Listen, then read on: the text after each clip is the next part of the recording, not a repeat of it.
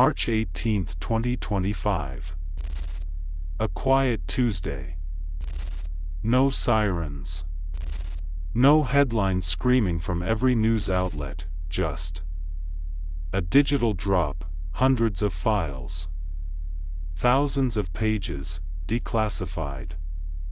Uncensored, and buried inside them, secrets the US government hoped would stay hidden forever. For over 60 years, the assassination of President John F. Kennedy has haunted America, not just as a tragedy, but as a puzzle with missing pieces.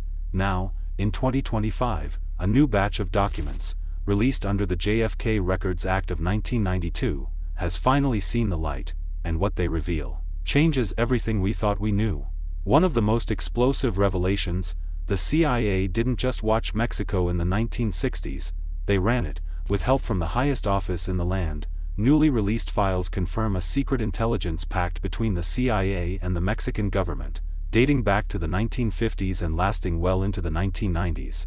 And at its heart, Mexican President Adolfo López Mateos, a man history painted as a neutral Cold War leader, but these documents show he was anything but. Under his orders, Mexican intelligence and the CIA launched coordinated operations to monitor Soviet and Cuban diplomats in Mexico City. Why? Because Mexico wasn't just a neighbor, it was a listening post, a backdoor into communist movements in the Western Hemisphere. But here's where it gets chilling.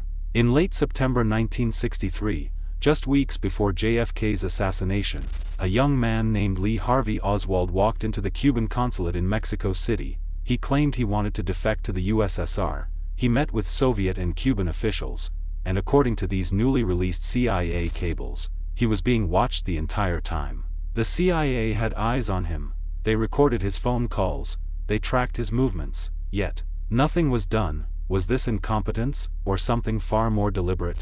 We've always treated the deaths of John and Robert Kennedy as separate tragedies, but these 2025 documents suggest a terrifying link. Among the release, 54 previously withheld files related to Robert F. Kennedy's 1968 assassination, and they contain something no one expected: evidence that RFK was secretly cooperating with the CIA in the final months of his life. His mission? Counterintelligence against organized crime and foreign operatives. Yet just as this backchannel opened, he was gunned down in a hotel hallway, and eerily, some of the same Mexican intelligence assets who tracked Oswald in 1963 later appeared in RFK's security reports. Coincidence, or a pattern no one dared connect?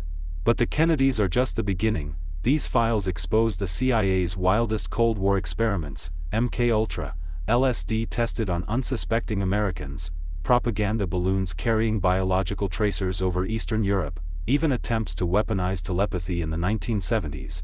If they were willing to do that, is it really so hard to believe they'd manipulate an assassination investigation?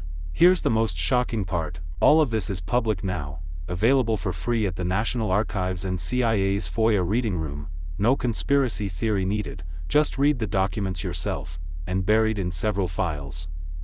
A recurring codename, UMBRA.